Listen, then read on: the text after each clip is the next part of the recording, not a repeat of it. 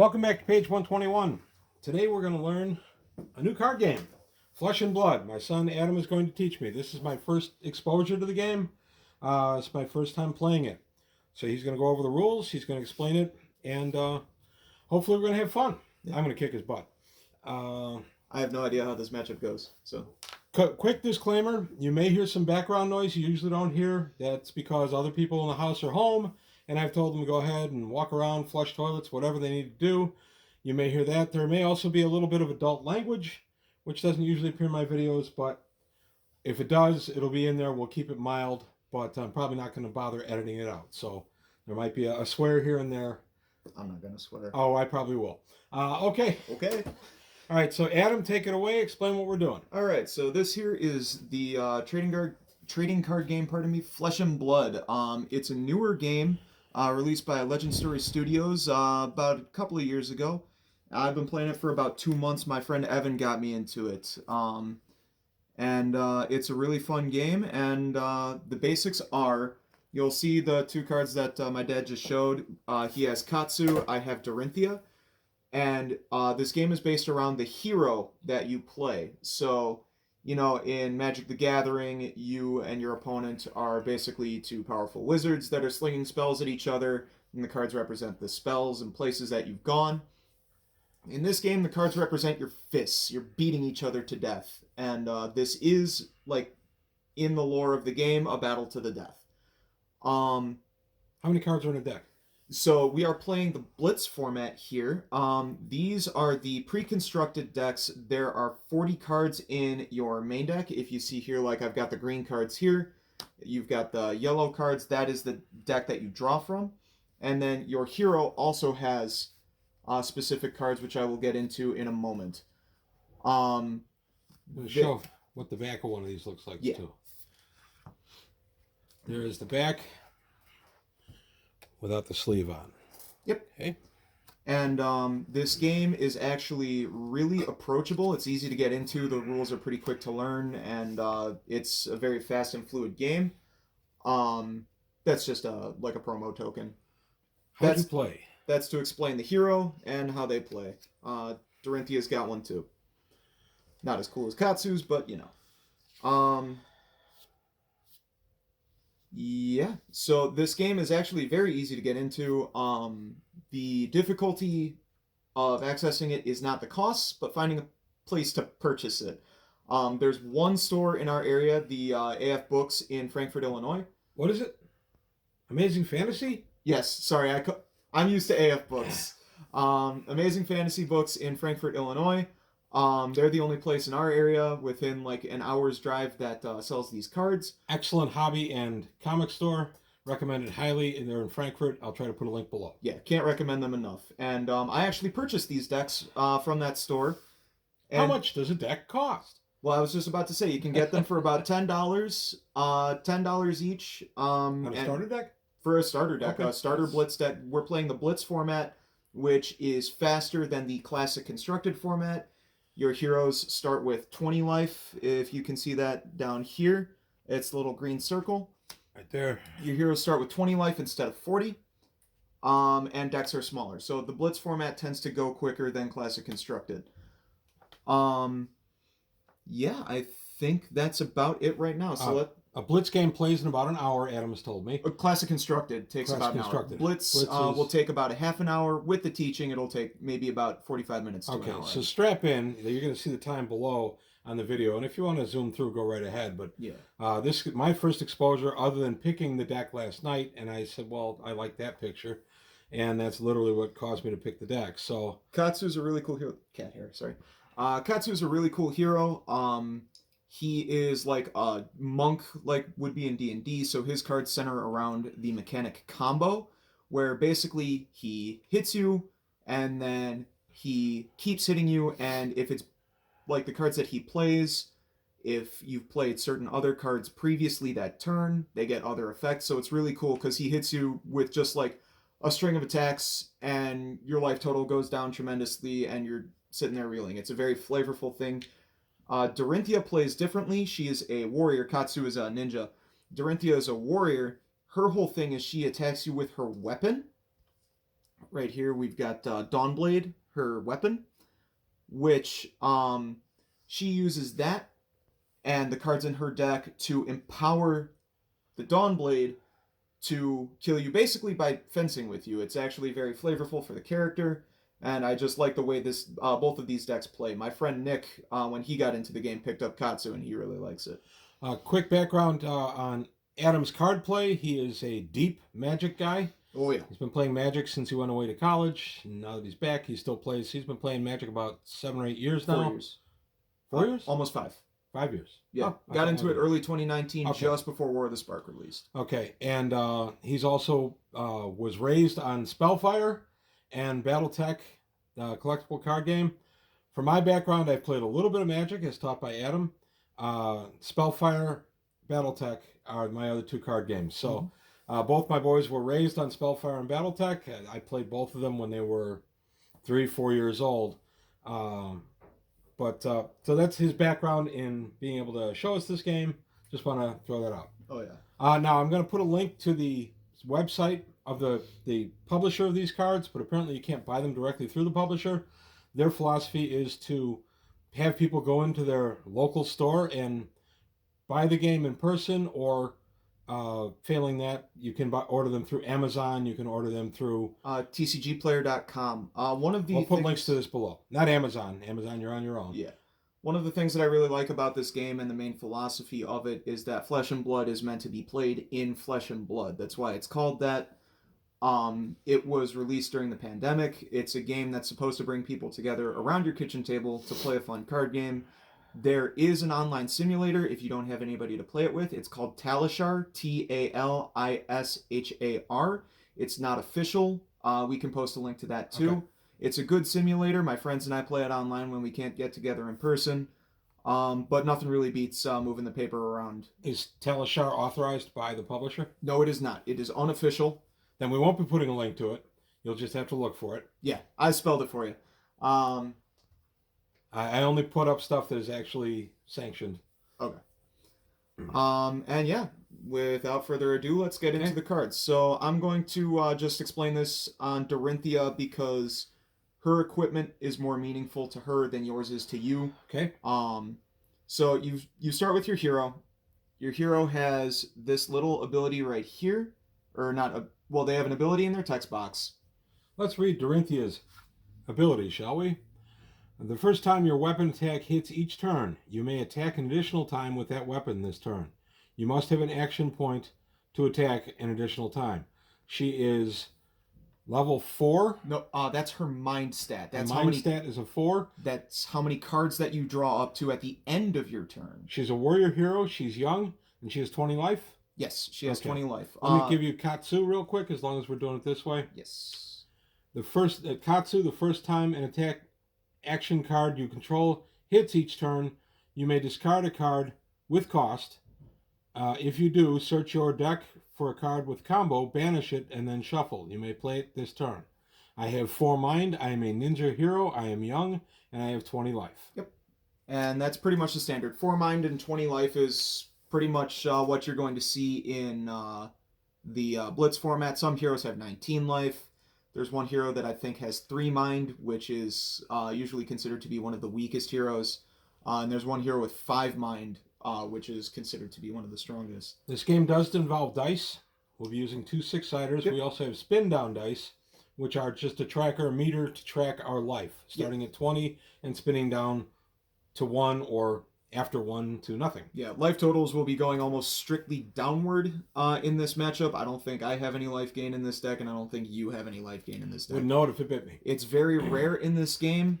And one of the interesting things is that as the game goes on, you get progressively weaker. So when you start the game, you're at your strongest, and then as the game goes on, you're weaker and weaker.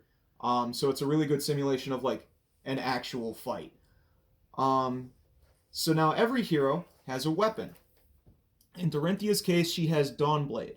Let me read this for you. Dawnblade. Once per turn action, it costs 1 resource to attack. And that's how you attack with a weapon. The ability is, the second time Dawnblade hits each turn, put a +1 power counter on Dawnblade. At the beginning of your end phase, if Dawnblade has not hit this turn, remove all +1 power counters from Dawnblade, and it has a base power of 3. So her whole thing is she whacks you with her sword, um, and then has a way of attacking again. And then she hits you, it gets stronger, and it's a snowball sort of thing. However, if you don't hit at all, because your opponent blocks you out or something, you lose all the power and you basically lose a lot of your momentum. That'll be clearer once we actually start playing. Yes, when we get into the game. One thing is, this game has a resource system denoted by this little red pip here. You can see it on the Harmonized Kodachi too. There is no official name for it like mana in Magic or something like that. It's just resources. Pardon me if I slip of the tongue and call it Kool-Aid. That's what we call it in my play group, because there was no name and I just started calling it Kool-Aid and it stuck. So I'll try to refrain from that, but yeah, it's resource points. And then additionally, so the Harmonized Kodachis. Harmonized Kodachis, I have 2 of them. Yes, so as you see. Dawnblade is a 2-handed weapon. Each Harmonized Kodachi is a 1-handed weapon, and your hero has 2 weapon slots. And so you can take 2 Harmonized Kodachis. Why don't you give that a read? Once per turn action, attack. If you have a card in your pitch zone with cost 0, Harmonized Kodachi has go again. What is pitch zone? That will be explained once we get into the phases of the game. You Okay. have, or the state of the board. This game has a very, not strict, but very clearly defined play space, which we'll get into after we explain everything. Then your hero has your hero has equipment too, in addition to their weapons. So they have a headpiece, like a helmet, a chest piece, arms, and legs. All right. I have the harmonized Kodachis. I have 2 of those. Mm-hmm. I have a Mask of Many Faces, That's your headpiece, Blossom of Spring, chest, Fisticuffs, bet I know where arms. that goes. Yeah.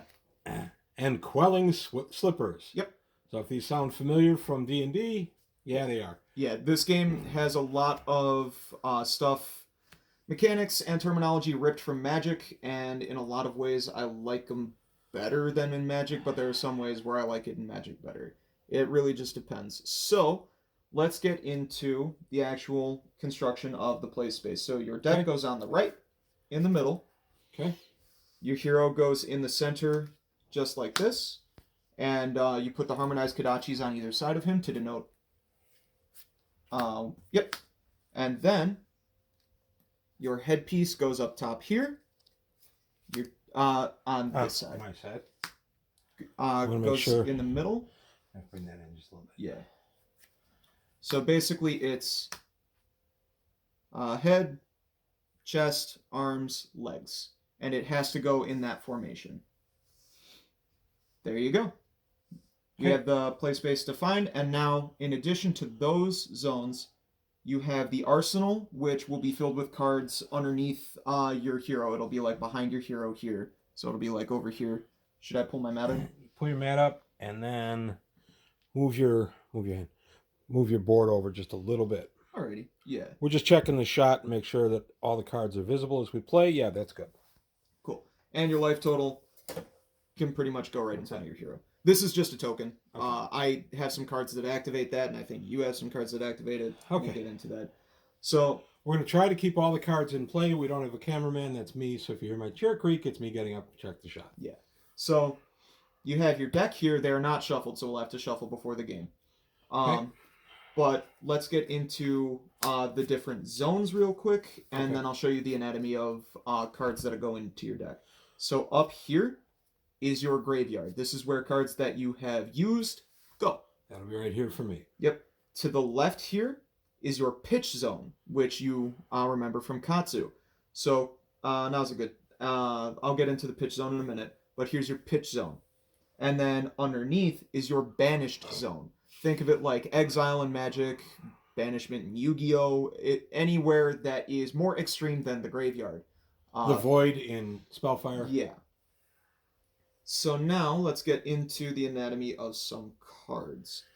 So there are 3 main colors of cards in this game. Just grabbing these 3. And then there are different types. Where is the color denoted on the card? It's right at the top here. You see this little blue? strip, that means it's a blue card. This little yellow strip means it's a yellow card. This little red strip means it's a red card. Okay. Red cards typically have the most powerful effects or power, but pitch for the least amount of resources. Blue tend to pitch for the most amount of resources, but have the least effect. And yellows are a happy medium. There we are. So here are some cards, and then I will explain. So here we have Flock of the Featherwalkers. This is a red card.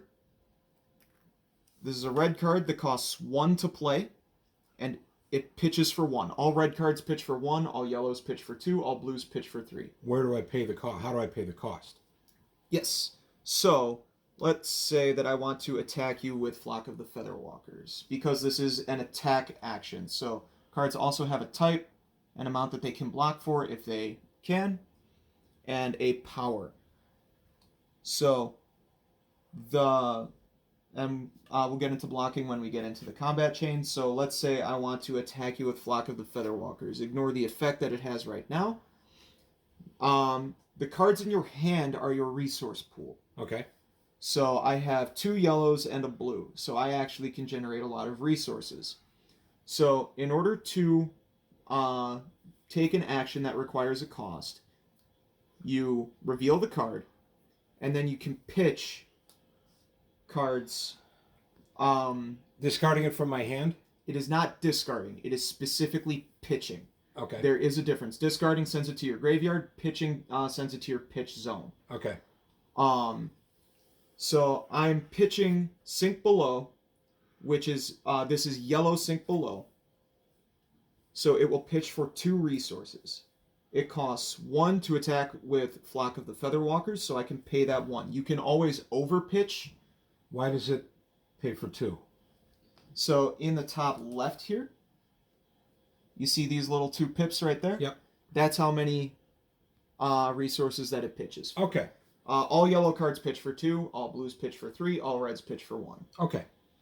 So I have then paid that cost, and you can overpitch for it. So, like, I've got Flock of the Featherwalkers here. I can dump my hand. I can generate 7 resources for it if I want to get these cards out of my hand for some reason. Will they carry over from turn to turn? No. Resources do not carry over as steps and phases end in the game. So, like, after you've... after I've... You good? I'm fine. Pat just came home. Hi, Pat. Hi, Pat. Hey guys. We are filming. Come down, chatter. It doesn't matter. We don't care. Okay. So if you don't use your resources by the end of the turn, they're gone. Okay. So So if I pitch my hand in that wise, and I only use 1 resource, but I had 6 there, I just lose the 5 in my pitch zone? yes. Okay. And so it's a balancing act because you can overpay for things. So you can use it to activate other abilities by only using 1 card. So like if I somehow had the ability to attack, I could attack with Dawnblade and pay that remaining 1 that I had. It's called floating resources if it's just like sitting out here, you know? So if I say I've got 1 floating or something like that, that's what it means. That's what I mean. That's common parlance in this game. But it's only live for that turn. Yeah. How do I defend then? So, let's say I'm attacking with Flock of the Featherwalkers. You're attacking with Flock of the Featherwalkers. There we go. So this has a power of 5, but you also see it has a defense of 2. So let's say you've got some cards, just draw 4, and then just put them face up. Okay. So now you have these cards. You have 1-2 Punch, which can block for 3. Surging Strike, which can block for 2. 1-2 Punch that can block for 3, and Descending Gust Wave, which can block for 2. So I'm attacking you with 5. Okay. If you just let this through, you take 5 damage, Okay. and that's that. Or you can put up cards to block with. Okay. Their abilities don't typically trigger when blocking. But some cards do. I don't think either of us have any cards that have that.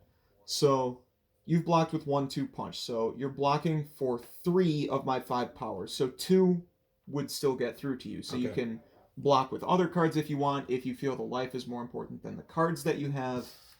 So I could block you again, and this one has 2, bring me to 5, so I would take no damage from your attack. Correct. Do these cards go to the discard pile? Hang on, we're not done yet. Oh, we're not done yet. This is a link in the combat chain. The combat chain is important for Katsu because a lot of your stuff involves previous links on the chain. Okay. Which is why Katsu's ability is so useful. It lets you fish up the cards you need. But now I have reactions that I can play, and you have reactions you can play. I can play attack reactions, and you can play defense reactions. So once the initial attack has been declared and initial blocks have been placed, you can also block with your equipment. You can block with your face, basically, because the only equipment that you have with any defense value greater than 0 is the Mask of Many Faces. But you typically don't want to block with that because that's a useful card for later. But, like, say I block with my Refraction Bolter, or, like, he's got Refraction Bolters, you can block with the equipment, too, instead of cards from hand. We have different color backers, so we know whose card is what. Yes. But then we have attack reactions. So after I've seen how you block, right, I can then play an attack reaction. Can I play a block, wait for you to react, and then play more block? No. Okay. Once blocks have been declared, it is only reactions. Okay. So then I play Iron Song Response, which is a warrior attack reaction, and if the defending hero has defended with a card from their hand this chain link, which you have, right, target weapon attack gains +2. It doesn't do anything in this scenario, but this is more for illustration of attack reactions. So this be worth 3? No. This, bad example. Well, pretend this offers something. Let's pretend. Yeah. Let's pretend it doesn't say target weapon attack, just target attack or whatever, so it would give like +2. Okay. So your 5 would become a 7. Would become a My 7. block is only worth a 5. If I do nothing to counter it, you'd get 2 through on me. Yes. And then you also have access to cards that are defense reactions, like Sink Below. Sink Below, red Sink Below, this is yellow Sink Below, is one of the best cards in the game. Very accessible. If you don't have 3 in your deck, you should be running 3 in your deck, or 2 in the case of Blitz. You may put a card from your hand on the bottom of your deck. If you do, draw a card. And that gets activated when you block with it, because defense reactions get their abilities when you're defending with them. It's the only time you can play them.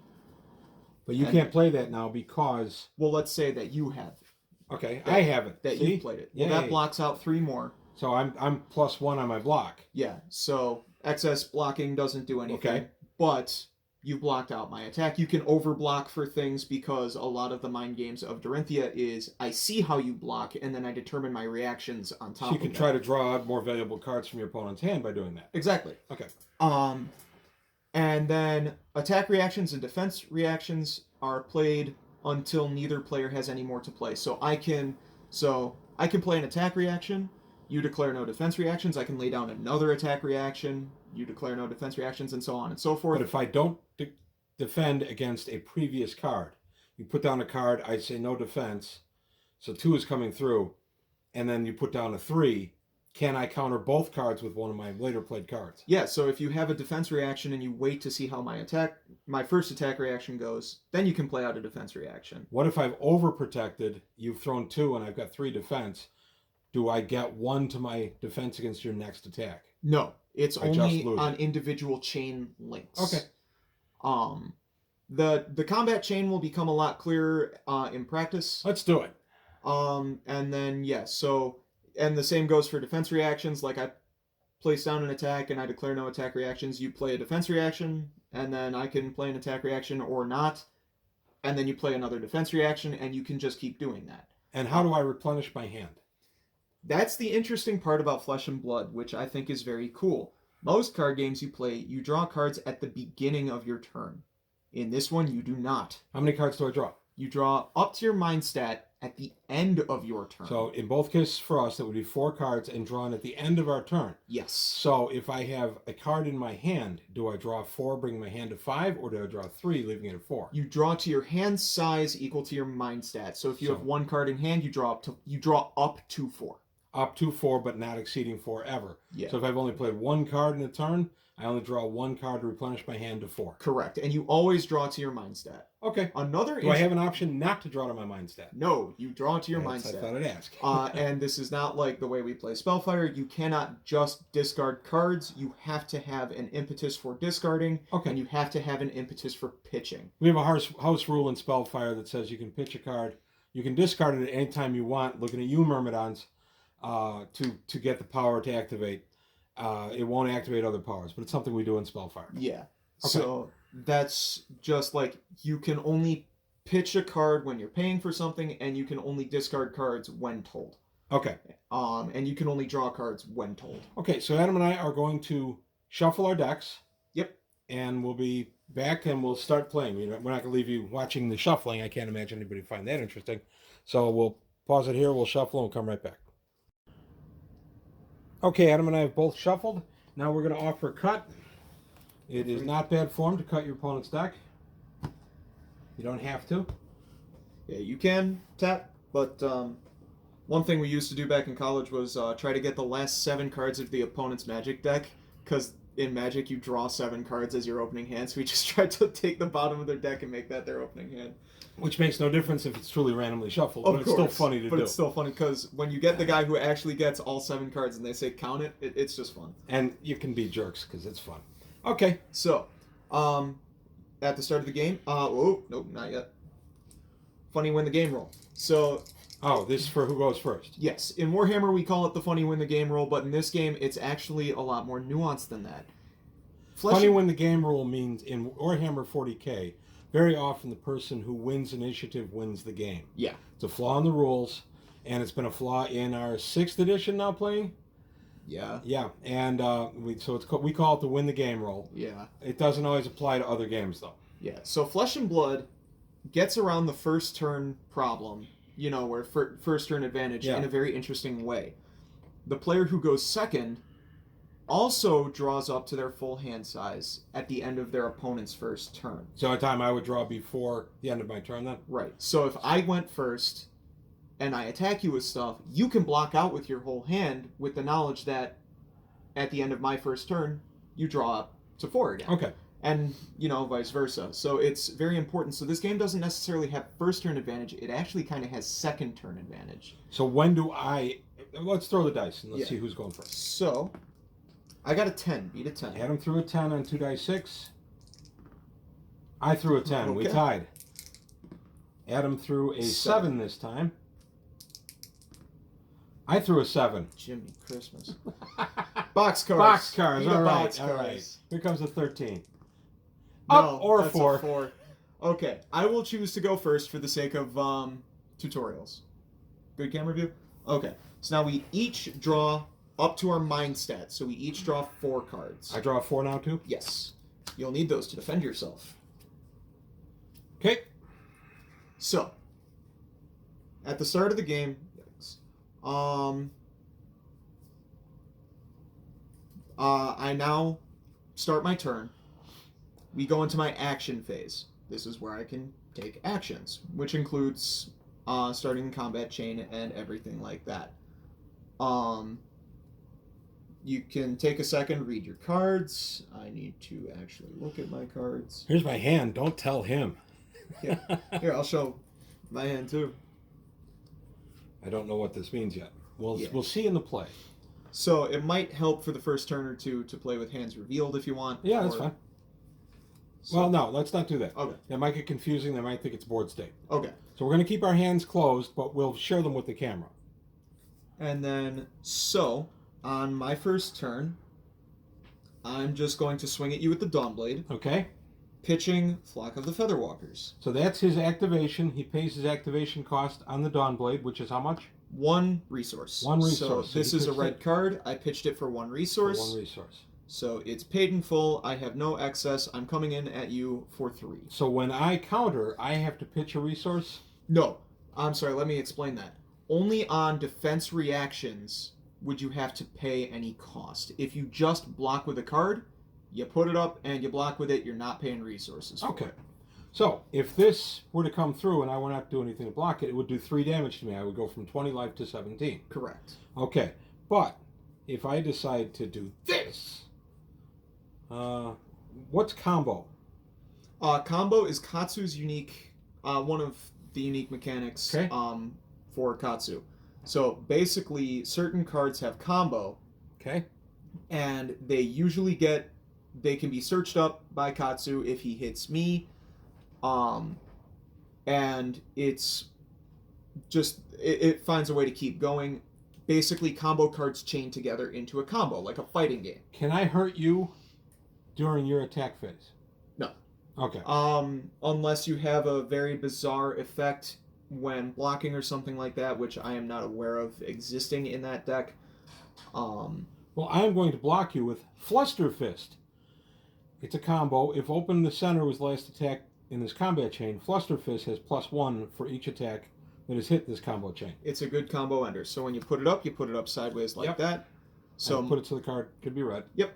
But when you block, you put it up sideways. Right, I understand that, but Yeah. we're tapping it so that tap. Yes, that's a common card word we all use. Tap. Yeah. There's no tapping in this game actually. No. So Okay, then 3 power to your 3 block. defense. 0 is going through. So now Adam can continue his attack, or he can call it off and say, "Hey, I'm done."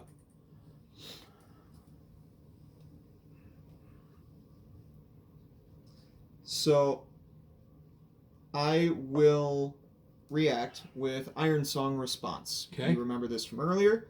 You have to activate this though. It has a cost of 0.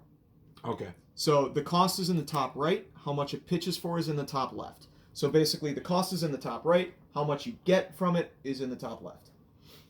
So Iron Song Response costs 0 to play. A lot of your cards have 0 or 1 cost because you're playing a lot of them. But a hero, So like head jab here would be 2 cost. it would be 0 cost. You could pitch it to generate 2 resources, but you can just play that because it's the 0 in the top right. Okay. So you're attacking me for this with Warrior Attack? Yep. So with Iron Song Response, if the defending hero has defended with a card from their hand this chain link, which you have, Yep. Target weapon attack gets +3 power. So this goes from 3 power to 6 versus your defensive 3. What about the 3 down here? That's if I chose to block with it, which I am not. Okay. So right now it's 6 to 3. So if I don't want to get eaten for breakfast here, I'm going to have to put up something to counter that. Yeah, this game. Now, the important thing to remember, well, in turn 1, you can just put up your hands for full defense mode. The important thing to remember in this game is that because you draw at the end of your turn, defending yourself is a balance between how much damage you're willing to take and still have an effective turn on your turn. Got it. Well, I'm going to block with Open the Center.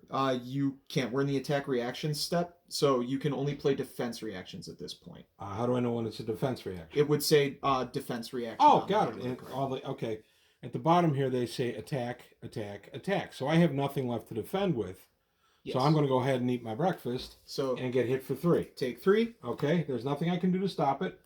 I drop to 17. That will close this link in the chain. Okay. I do not have any more action points because how come I blocked with an attack here? Because that was during the block step. So but after the block step, I cannot use any card. I can only use defense cards. Only use defense reactions from that point. All right. Okay. So I'm getting it now. I'm seeing advantage to attacking you with this hand. And I know I'm going to add 1 to it, but this is a very offensive hand. Yes. So it's my advantage to attack you next turn. Katsu is a very offensive hero, so there are certain matchups that I've played with my friend where it was like turn 4 and both of us were down to like our last 10 life from 40. My other friend showed up into the voice call and said, "What are you guys doing? Why don't you guys try blocking?" But we were both playing very aggressive decks. He was playing Katsu, I was playing a different one. Okay. So now that the link in the chain has closed and I'm closing the combat chain, right? These cards both go to graveyard. Dawnblade is graveyard discard? Yes. Is there any way to bring anything back from your graveyard or your discard? Yes, but not in your deck. I don't know if it's in your deck. That's fine, but there are ways. There are ways. It's not like in Magic where you can play Reanimator. There's no Myrmidon's type effect in this game. Myrmidons and Spellfire let you shuffle all your discards back into your deck. Yes. It usually the graveyard is a different kind of resource. It's not as much an extra hand like in a lot of other card games. Okay. Now, After my action phase, one other thing. Every turn you start with one action point in your action phase. I spent that one action point to attack with Dawnblade. So if it says action, once per turn action, attack, Okay. that you spend your action point on that. That's where Bold Black Go Again comes in, if you want to hold that up to the camera. Like on the Harmonized Kodachis here in your effect. Go Again means that if you use it as an action, Right. you gain an action point. So basically, Go Again lets you go again. Okay. So there are certain things like Dorinthia has, and especially things that you have, that give Go Again. So you hit me with a combo card, it gives Go Again. Then you can hit me with another combo card, and you can keep using actions as long as you have action points. Okay. But yeah. So now, pardon me, we are moving to my end step. I get to put a card in my arsenal, and the arsenal is basically a fifth card in your hand. The way it works is cards in your arsenal cannot be used they cannot be pitched to pay costs. They can basically only be played. You cannot use them to defend unless they are defense reactions or blocks. Blocks are a specific kind of card that neither of us have. But if I arsenal an attack card or an attack reaction card, I can only use it as an attack or an attack reaction. Okay. And the arsenal can only ever have one card in it, with a few exceptions from other. But I don't need to make an arsenal. It's usually a good idea to use your arsenal if you just have an extra card in your hand, because it's an extra card in your hand, basically. So I will arsenal this bad boy. And the arsenal face down. Arsenal is face down. Okay. I have one card left in my hand, so I draw up my... Drawing his hand back up to 4 at the end of his turn. You draw up to 4 at... The only time I would draw at the beginning of a turn, because I went second in turn 1. It's still the end of my turn. Okay, but the only time I would draw my hand up to 4... At the end of your opponent's turn. And I drew Descendant Gustwave. Ooh. Okay. And then this is what my new hand looks like. It's kind of weird. And then at that... Oh, one other thing. The cards in your pitch zone. Here, you turn them face down. You put them on the bottom of your deck. Okay. And that's all cards in your pitch zone. And you can put them on the bottom of your deck in any order. But pitching is a very important part of this game, because you can basically stack your deck for later by pitching certain cards now that are going to be more impactful in the late game. In this format of the game, how likely am I to go through my actual deck? I usually, heck, even in like Classic Constructed, you usually make your way through your entire deck, and see the cards that you pitched at the beginning of the game. You see it like every game. Okay. Oh, another fun fact about this game: if you run out of cards in your deck and can't draw anymore, you don't lose immediately. Your opponent just can beat you to death, and you have no cards to defend yourself with. So you basically lose immediately, but you don't actually lose immediately. All right, I'm going to pay my attack action, right, with 2 from Descent Gustwave. So what attack are you hitting me with? I am hitting the center. So you're starting with Open the Center. Which costs me 1. It has a cost of 2. 2, so that's you're the 2. paying 2 with Descendant Gustwave. Okay. So And I'm attacking you for 3. Okay. So you're attacking me for 5. What's the 3? That's how much it blocks for. Okay. This is how much it attacks for. Because I was on block last time. Okay, Yes. I'm attacking you for 5. Ha-ha. So 5 power coming in at me. Ho-ho, parry, thrust. Now, I want to see how I want to defend against this.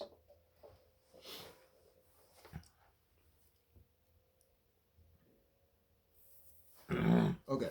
So I think what I'm going to do is I'm just going to block with Driving Blade. Okay. For 3. 3. So 2 would get through if nothing else happens. Yeah. So the important thing about Katsu, a general strategy of fighting Katsu, which I will not do right now for the sake of illustration of the hero's ability, is you want to block him out early. You don't want him getting through, because the less fuel he has for this ability now, the less dangerous he is over the course of his turn. So basically, I should block this whole thing out, but I want you to see your power in action. Well, no, play the game. Okay. I'll also block with Uh,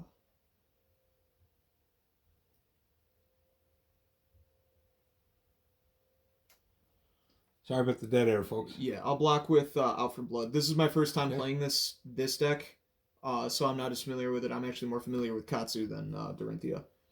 So that adds So 3 more to your blocks. You block for 6 Yes. against my 5. So during the block step, I'm blocking for 6 against his 5. Now I can add these without paying action points.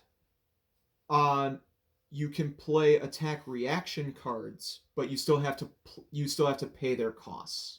So if I wanted to play Descendant Gust Wave as an attack, and its cost is 1, I would have to pitch a card, or Yeah, you would still have to pitch a card to pay for the card to come up. Right, but that's an attack action. Right. We're in the reaction step. Attack actions basically initiate the combat. What do I do now to attack you further? So now I have 2 cards that allow me to attack. Hang on. I can show you a better sequencing for this for how Katsu is supposed to play. Well, no, just I want to play it the way we're playing it, but I want you to explain why I can't attack again. Because this ability only triggers with Go Again and Dominate. This ability only triggers if you played Head Jab before it. Before it? Yeah. It says at the end of the combat chain. If Head Jab was the last attack this combat chain, right, the previous attack, then Open Center gets +1 power, Go Again, and Dominate. When you attacked me, but I couldn't play Head Jab because it's an attack. We're starting your combat chain now. So if I had led with Head Jab, yes, so it would have been better? Hey, yeah, let's rewind time. No. Hey, trust me. Because you want to see how this hero plays. No, I want to play my hand. I want to play this turn. I realize I'm learning, but I want to play it, and I want to make mistakes. So please let me make the mistakes. Okay. No, sorry, folks, but that is how I learn the games. Yeah, the proper play is to play Head Jab first. Okay. Because then it empowers Open the Center as a combo card. Okay. And then Open the Center will let you go again and has Dominate, which Dominate is a fun... So combo will add on to my initial attack. No, so Katsu's a tough hero. Basically, you play a card like Head Jab, which just has Go Again. It's a low power attack, it just has Go Again. Right. And then you can play out Open the Center because Head Jab was the last attack in the was the last link in the combat chain. Open the Center gets these abilities. Okay. And then there are cards that get benefits off of Open the Center being the last card played. So it's I've seen that. It's 1, 2, 3. Okay. And that's the way. Well, but right now I have attacked for 5 and you have blocked for a total of 6. Yep. And I really can't do anything to add to my attack at this point. Correct. Because I have 2 attack cards, but neither one goes this way because I needed something in my verbiage down here to allow me to add them. Yes. Okay. Yes. So I did nothing. So, and then all these cards go to the graveyard. Okay. I blow my nose. And I take my pitch and put it... You bottom it and draw up to... and I have 2 cards. Set. I'm drawing 2 more. 1, 2. So I have... Okay. Or a Kleenex over it, yeah. Adam is currently in quest of a Kleenex, so I'll keep jabbering away. So right now, Adam is winning 20-17. Yeah, life totals swing very quick in this game, especially with Katsu. I've been hit on turns for, no joke, 15 life. You've been hit for 15 life? Yeah. In one turn? Okay. Yeah. So, yeah. Katsu is a very explosive hero. His turns just kind of happen. And you try to weather the storm as much as you can, but usually he needs to take a breather after that on subsequent turn. Okay. But he is a very explosive hero and hits you for a lot of damage in one go. Okay. So now it is the beginning of Adam's turn 2. Yes. Is there a turn limit on the game? Until somebody's dead. Okay. So your limit is your life. Yep. Okay. The game effectively has a turn limit because somebody's going to run out of cards. Certain heroes like Bravo, their endgame, no joke, is just, I've got all these cards left in my deck. I'm going to use them as a pitch cost just to beat you to death with my weapon. Okay. Katsu tends to run out of cards very quick, so his whole goal is to kill you before he runs out of resources. Okay. So Adam is drawn, or not, he has his two. I have my 2 cards plus remaining. my arsenal. Plus his arsenal, because he does not draw at the beginning of his turn. He draws at the end of his turn. You probably want to arsenal a card that you. So put back the 2 cards that you drew. Okay. You probably want to arsenal a card. Okay. Because I will arsenal that card. And our cat Caesar just came down to come join us. Okay. There's pretty much no time in the game that you don't want to Makes perfect sense. arsenal. Okay. So then draw up to your 4. Okay. And there I've drawn, seeing a theme in this deck. Okay. How many of the same card can you have when you build a deck? In Blitz, 2 of each. Okay. That includes name and color. So I can include 2 red out for blood, but I can also additionally include 2 yellow out for blood and 2 blue out for Just blood. what I was going to ask you. Okay. So and in Blitz it's 2 of, in Classic Constructed it's 3 of. And in Classic Constructed, well, we're not playing Classic, so we're not going to go into the rules on that today. Yeah, just like 9 cards of the same effect are just very different colors. Okay. Yeah. So, again, we're not playing that format, so I don't want to confuse the issue by going into the rules on it. Okay. Okay. Adam has his 2 cards remaining from his last turn and his defense. Yep. Plus my arsenal. He does not draw at the beginning of his turn, so he has 2 cards plus his arsenal with which to attack me. So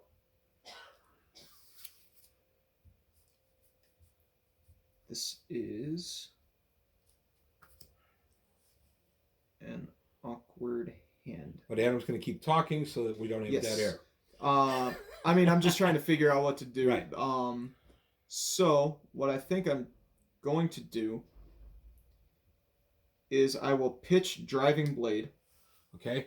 For 3 resources. So floating 3. And I will use that, I did this out of sequence, technically. I'm going to play Driving Blade as an action, pitching blue Driving Blade. Because this costs him 1. Driving Blade was in my arsenal. It costs 2 to play. 2 to play, sorry. And I'm pitching blue Driving Blade for 3. So I still have 1 resource left in my pool. So the next weapon attack this turn, my next weapon attack this turn gains +3 power and go again. And it itself has go again. So I gain an action point, and then I basically get a swing with my sword. At +3 and the ability to swing again. Okay, so he's swinging it with his sword. So Dorinthia's going. So now I'm going to swing at you with the Dawn Blade. Okay. Paying that remaining resource that I had. How do you know what that costs to swing? Once per turn action, 1 resource. Thank you. Just like the harmonized Kodachis. Actually, one of the things is with your Kodachis, it's good just to get in cheap damage. People don't usually want to block the 1 damage that they do, and it's a good way over the course of a game just to whittle your opponent down. Okay. It's harrying strikes. Okay. But, so I'm crashing in for 6 with the Dawn Blade right now. And I have nothing with which I can block, because all of my stuff is attack. And it has go again. No, you can block with cards that have, like the little shield symbol. Well, they all have that. Yeah, so... You said I couldn't block before. You couldn't block any further with your, with those cards because they weren't defense reactions. Okay. Attack action cards, anything with the little shield symbol in the bottom right, can be used to defend. So I'm going to defend. There's 6 coming at me. Yes. And I will defend with... And it can attack again, which is important for the Dawn Blade. I will block with Head Jab. You cannot block with a card from Arsenal. Okay. I will block with this Head Jab out of my hand. Yeah, there you go. Okay. Arsenal is only for when I'm attacking. Yeah, you can only play cards from your arsenal. Blocking is not necessarily playing a card. Okay. Basically. Important rule that I didn't know. Yes. Okay. So there is my block. I take away 2 of the 6 coming in. Now you can block with multiple cards if you want to keep me from getting through. So you can block in the declare block step with as many cards as you want. Got it. Okay. Then once we get into reactions, that's when I couldn't play my other cards for attack. Got it. Okay, now it makes sense. So if I wanted to, I could block with this and this, which would total 6. And that'd block out the negate whole it. 6. But that only leaves me 1 card in my hand. With which to take your turn. Right, which is bad news. Yeah. So I will block with 1 Surging Strike, taking away 2 more, so I am blocking 4 of your 6. Okay. So you could end it right now and take 2 off of me if you chose to. Yes. So Okay. at this point, we get to attack reactions and defense reactions. I'm declaring no attack reactions. Which means that it ends and I take 2 damage. Yeah, you're declaring no defense reactions? I don't have anything I can defend react with. I've only got attack cards. Okay. Okay. So I go from 17 to 15. All right. So Dawnblade has hit you once, which is important. Right. These stay here. Okay.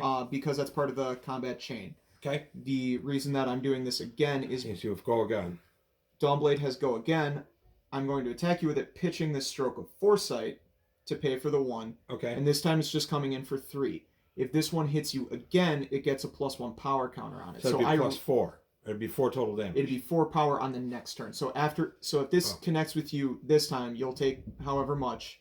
And then at the end of my turn, it'll get +1 power, so it'll be worth 4 next. And because we're in the chain, I can't block with either of my cards because they're designated attack. Well, now that I've attacked, we get to the declare block step, at which point you can block with those.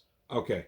But if I don't block, I take 3 more. You take 3 more and this gets more powerful. If you do block, you have no hand with which to take your turn if you want to block me out. Well, I think I need to block you out because I'm already down 15 to 20. So I will block you out. Okay. So you block me out. This doesn't connect the second time, which is very important. I think you made the right choice there. So this is done. Those empty hands, by the way. Yeah, both our hands are empty. These cards all go to the graveyard. Okay. Dawnblade doesn't. And then end of turn, I have no cards with which to put into arsenal. My pitch zone goes on the bottom. Okay. I draw up to 4. And it is your turn. So now, importantly, I have no hand with which to attack, but I could attack with my resource. Yeah, with your arsenal card. Or I can just end my turn, pass your turn, and draw my 4. Draw up. Now, if I were to attack with head jab, how would I pay for it? It costs 0. Oh, it costs 0. What's the 2 again? That's how much it pitches for. That's how much you can generate if I use it to power something else. A resource. Yes. Got it. Okay. So I could attack with head jab, but that would just be go again for nothing. Yes. 2, and it would gain no power because I have no cards. Can I attack you with my Kodachis? No. You have no cards in hand to pit. All right. You can't pitch a card in arsenal. Okay. You have no cards in hand to pay for this cost. Okay.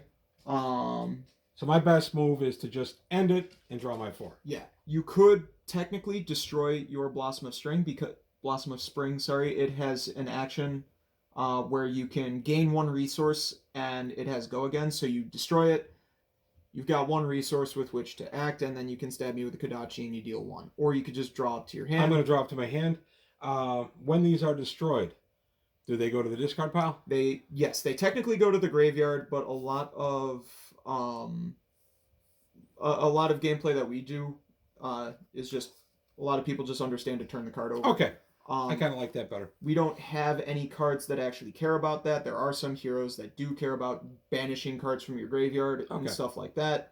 But in this matchup, you can just turn the card over. Well, I'm going to end my turn by drawing my 4 cards. 1, 2, 3, 4. And that is it. Yeah. That's the end of my turn. Knocking at the end of my turn. So I'm going to try and keep on the pressure here. Okay. I'm going to play this Warrior's Valor. Okay. Pitching Overpower. Okay. So that gives you 3 resources. Yep. And this guy costs you 1 to activate, so yes. you have 2 remaining resources. And I'm paying 1 into it. My next weapon attack this turn gains +3 power, and the ability, when this attack hits, it gains Go Again. And Warrior's Valor also has Go Again. Now, if I had not blocked out this sword, it would be hitting for... It would have been swinging for, with this, 7. Yes, basically. See, that's why I chose to forego my turn, basically, and block it. Right now, it's up to 6 when I attack. It's still going to hurt. It's still going to hurt, but the important thing is in this game is numbers that are 1 greater than the multiple of 3 are way harder to deal with. Because you basically need to spend that 1 extra card to prevent this from hitting. So by that, you mean a card that's worth 7 is much harder to block than a card that's worth 6. Exactly. Got it. 4 is harder to block than 3. Right. 7 is harder to block than 6, and so on and so forth. That's a design feature. Yes. So what are you attacking me with now? So now I'm going to spend 1 power or 1 resource to attack you with Dawnblade. And you have to go again. Yes. If it hits you, I have to deal damage to you to get Go Again. Okay. But I had Go Again to attack with Dawnblade this time. This is coming in for 6. No frills. It's just coming in for 6. So I have to block with 6, and that's the number next to the shield. You don't have to block out the entirety Right. of damage. If I don't want to eat damage, I have to block the 6. Right. Very often with Katsu, to take back tempo, as it's called, right, you may just want to eat some damage, eat as little damage as Right. possible while still setting yourself up for a turn. You have a head jab in your hand, or in your arsenal right now, which we know, which can help fuel your next turn because it's a 5th card in hand. All right, let's do. We'll block for 3 Okay, with 1-2 punch. Oops, I'll block it this way so people can read it. Okay. And I will eat the other. I'd be eating 4, right? You'd be eating 3. 3. I don't want to eat 3 more. I'll block you with Whelming Gust Wave. That's actually probably the best decision you could have made. Okay. Because, well, I still have resources with which Right. to make an attack reaction, but you're forcing me to expend these cards. That's what I thought, honestly. Yeah. I played enough cards to realize that it's good to make your opponent spend cards. Yeah. So I will. So are you done with declaring blocks? I am done with declaring blocks. Cool. Then I will, in the attack reaction step, react with Iron Song response. Okay. Reprise, you have blocked with a card from hand, so this weapon attack gains +3 power. So it's up to 9 versus the 6 that you're blocking. Okay. So you're going to take 3. Well, do you have any defense reactions? No. So you're going to take 3. Okay. Bring my 15 down to a 12. Want to note, he hasn't been touched yet, folks. I've been on my back on my heels the whole game. This kind of happens. Katsu is very swingy in that sort of manner. Not a complaint, just a point of information. So those don't go to the graveyard yet. Okay. That concludes that link in the combat chain. Right. I just need to take Dawnblade back. Because now I'm going to attack again. Because you go again. With Dawnblade, with my remaining resource point, and go again. And the go again ability. This is just coming in for 3, but if it hits, it gets more powerful. My recommendation is eat the 3. Yep. I'm going to eat the 3, and the reason I'm eating the 3 is because I need to have an offensive turn, or else he's just going to slowly beat me to death. Yes, you need to take tempo back. You don't win this game. It's called tempo in this game, and pretty much any card game. It's just like... I'm down to 9, folks. You need to be able to make offensive plays in order to win the game, because you can't win the game if you're not killing your opponent. Right. Okay. So now these go to discard? Go to discard. Yep. I will arsenal this bad boy because I can. Bottom that bad boy. Draw up and say go. My recommendation, legit, is starting out with that head jab. Yeah, I was kind of thinking that because it's a 0 cost. It's a 0 cost and it has go again. It's 2 points that basically, I don't think it's... So here's the interesting thing about... Adam can let the 2 go in and doesn't have to expend any cards. But Katsu's ability comes online. First time an attack action card you control hits each turn, you may discard a card with cost 0. If you do, search your deck for a card with combo, banish it, then shuffle. You may play it this turn. Don't really understand what that meant.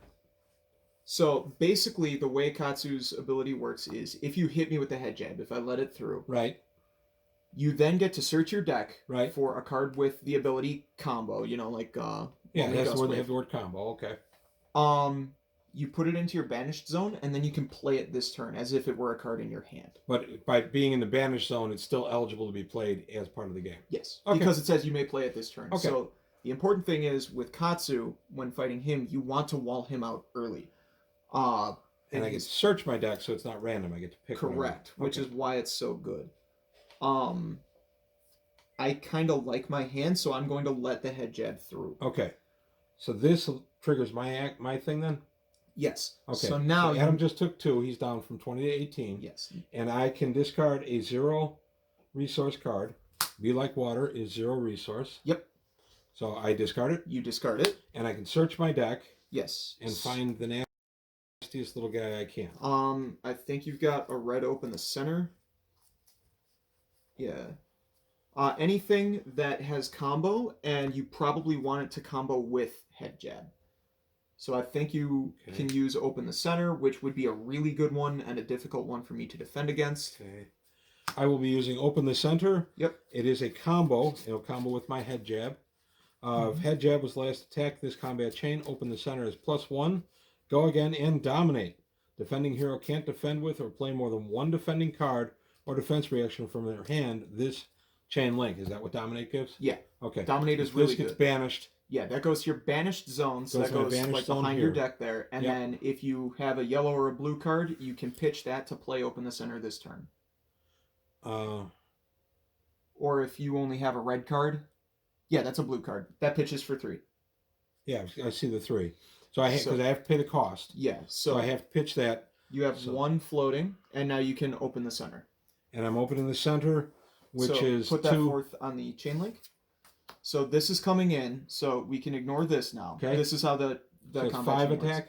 So this is 5 power plus 1 because head jab was the last one. 6 coming in. You're punching me in the head, and then you're going in for a low shot. That's the whole thing. Also, this is definitely supposed to be Ermac and Rain from Mortal Kombat. Okay.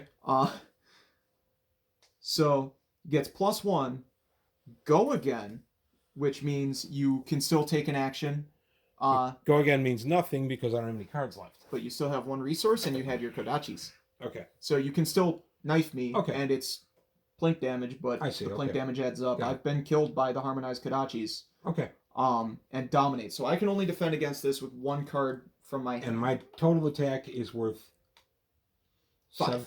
6. 6. Sorry. 5 plus my base plus 1 for having activated the card off of head jab. Yes. So a total of 6 attack coming in on him. He can only defend with 1 card because of the power Dominate. Dominate is very good. My favorite hero, Bravo, that's his hero ability. He just pays 2 to give an attack action. Okay. Dominate, and is really good. I will block with Slice and Dice. Okay. It's just a warrior action. Blocks for 3. Yeah, it doesn't do anything right now. It's just blocking for 3. I'll take the 3 down to 15. Okay. Attack reactions. You can't attack react. I have no defense reactions. So now you can then spend that 1 remaining. I'll spend this resource and go in with Harmonized Kodachi for 1 damage. So the Kodachi comes in. I'll take the 1. But the important thing is with the Kodachis, again, this damage adds up, and especially once I'm down to 1 or 2 life, I'm using all the cards in my hand to defend against it because I can't just die. Like I just was. Yeah. Okay. So now you're down to 14? Down to 14. Okay. Because you dealt 2 plus 3 plus 1. Yep, 6. Okay. So these cards all go to the graveyard. This guy goes to the banished zone. It goes to your discard pile because you played it. Okay.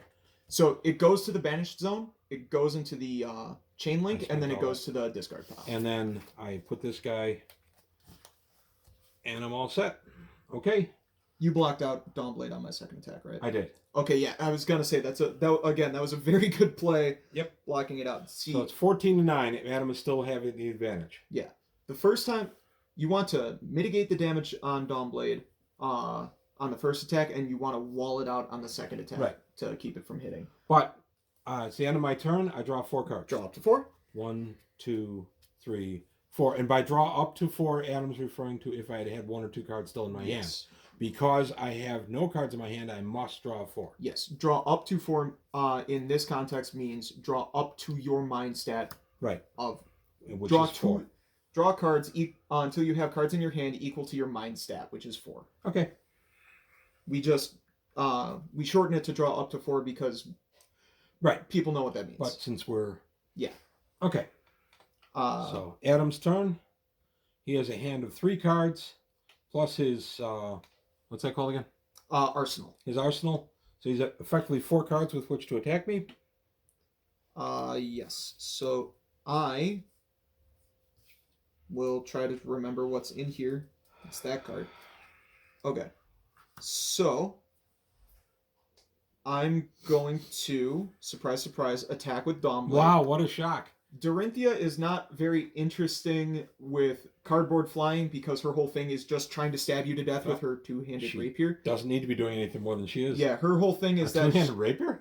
It's a 2-handed weapon, but it's a rapier, and it's a battlefield weapon, which I find laughable. Wow, that is laughable. A rapier is a single-handed weapon usually, and it's dueling weapon. It's not a battlefield weapon. Yeah, it's like a self-defense weapon. If you're getting rolled in an alley, it's not a battlefield or if weapon. it's a formal duel. I thought it was cute. That is because it's a fantasy game. Yes, it's but really strong. Yeah, it's magic. Okay. So magical, not magic the other. Yeah. I will pitch overpower. Okay, so he's getting 3 floating. Yeah, so he's attacking with the 1. He's 2 floating. Yep. Okay. You're picking up quick. Yep. And then, so this is just coming in for 3. No frills. Nothing sweet. Okay, I am going to take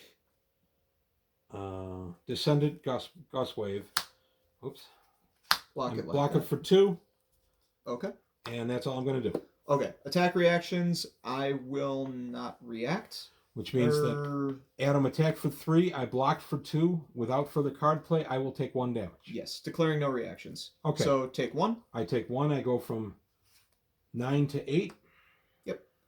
And then I misplayed. Okay. Adam screwed up. Yep. Okay. I don't have go again. Oh, wait. I can... When my weapon attack hits, which it did because I got that one through on you, I may destroy refraction bolters my shoes. If I do, that attack gains go again. Okay, so he blows up his shoes. I blow up my shoes. As one does. Yes. So basically, I misplayed. I'm recovering myself. That's fine. I'm glad you misplayed, honestly. Yeah. So this goes away. That does not go away yet. Okay. So I have go again because I blew up my shoes for it. So you're attacking. And the Dawnblade hit. And you have the resources to pay for it. So I will attack again with Dawnblade, paying 1. This is just coming in for 3. Got no it. frills. 3 no frills. Well,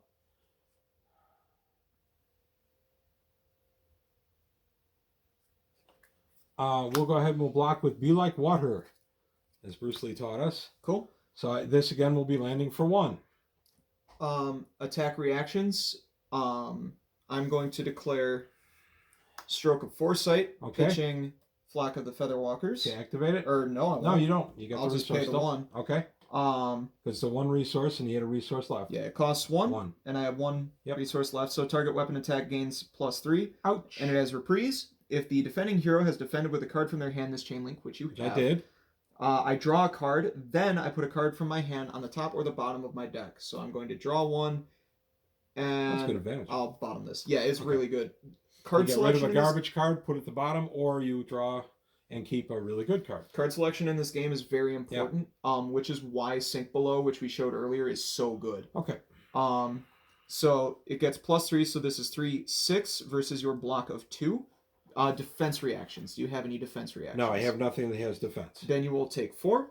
I take 4, which drops me down to 4.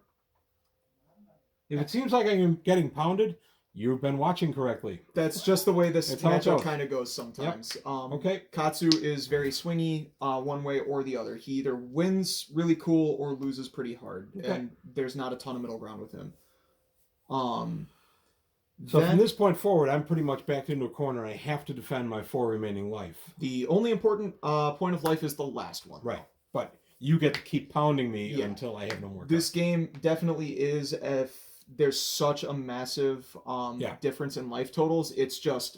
I'm going to have to defend with my hand, which means I'm going to have no means really to attack you anymore. And especially because Dawnblade hit twice this turn, it gains +1 power. Okay. So it gets a +1 power counter, so now it's got 4 power when I swing with it instead of 3. Is that the end of your turn? I will arsenal this card. How many cards do you have in your hand? 1. You're drawing 3 more to go up to hand size of 4, correct? Yes. There we are. Not yet. Hang on. Okay.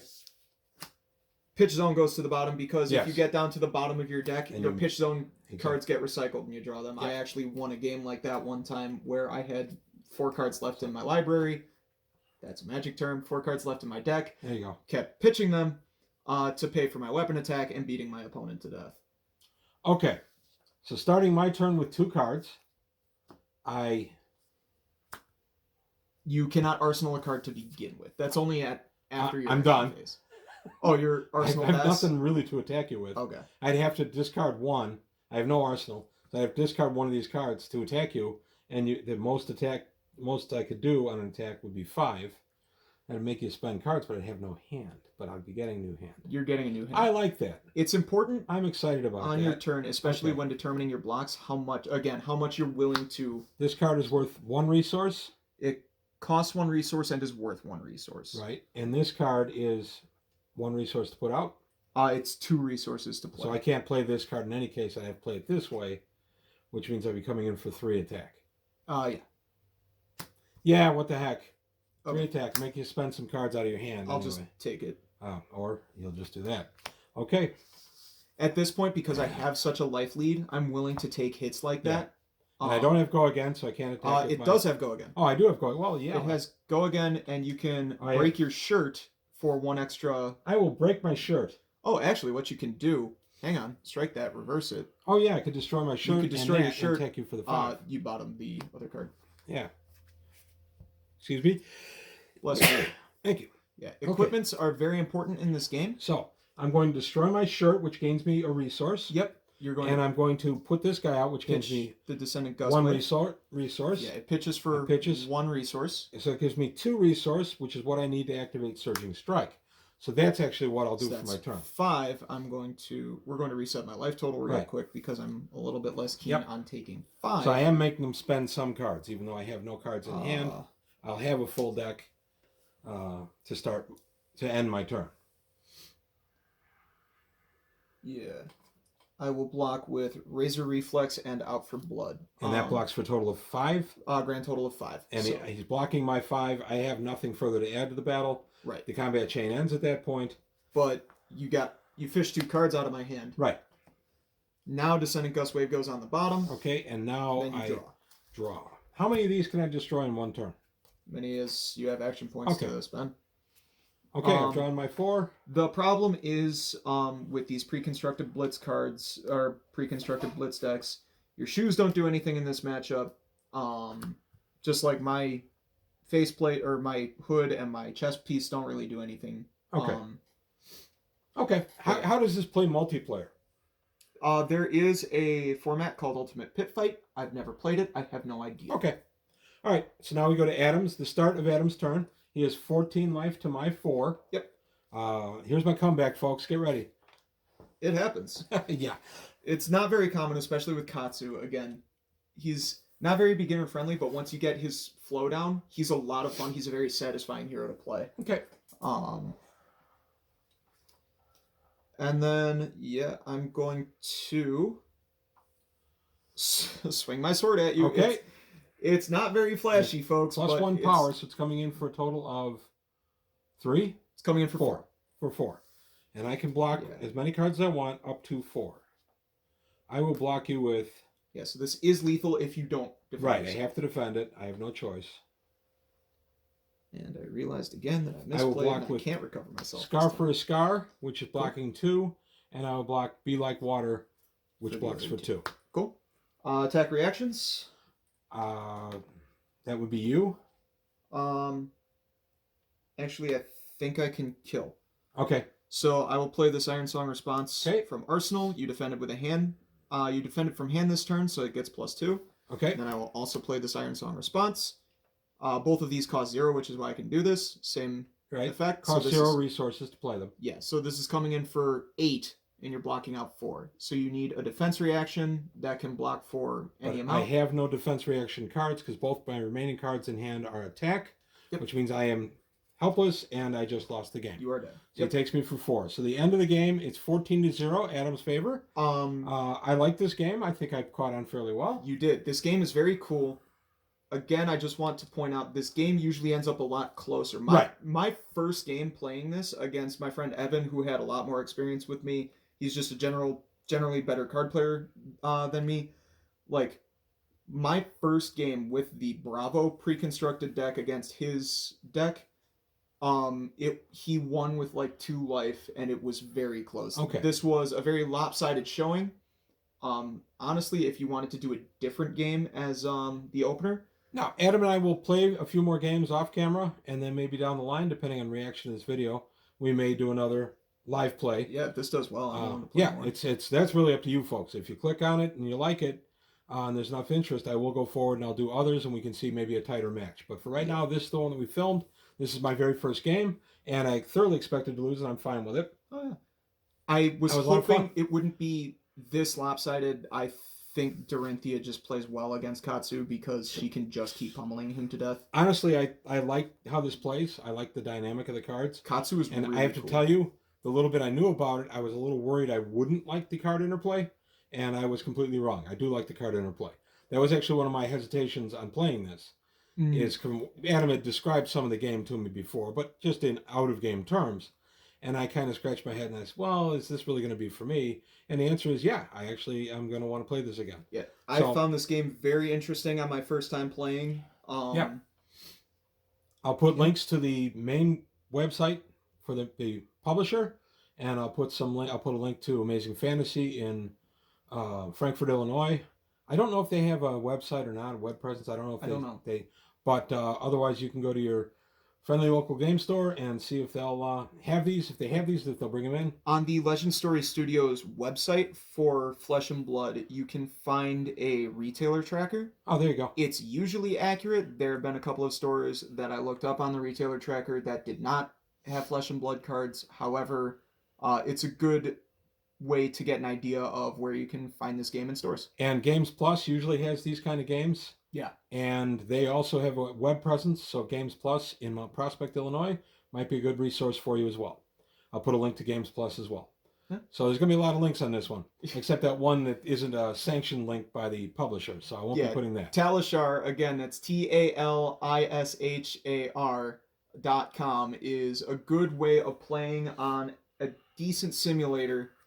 It has its shortcomings, but for an unofficial simulator, it's a really good way to just get some reps in. And there's no buy-in on the simulator? Nope. So you'd have a chance to try the game.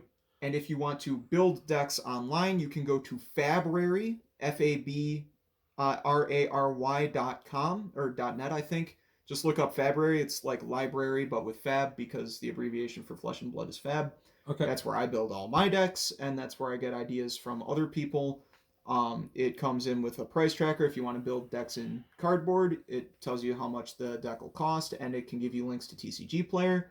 And if you're playing on Talishar, you just upload the deck link to Talishar from Fabrary, and boom, you can play the game. Okay, so that's our presentation of Flesh and Blood. I hope you enjoyed it. I did. That was actually fun. This game's really cool. Yeah, I can see where the interaction would be good. And that's what the back of the card looks like once again. And that's all we got today, so I want to thank you for your time. Please leave comments below. Like I said, it's all, whether we do this again or not, is going to completely depend on viewer reaction. Mm-hmm. So if you like it and you want to see more, give me some comments, give me some likes, and we may do it again. That's all I got today. Thank you for watching, and we'll see you next time on page 121.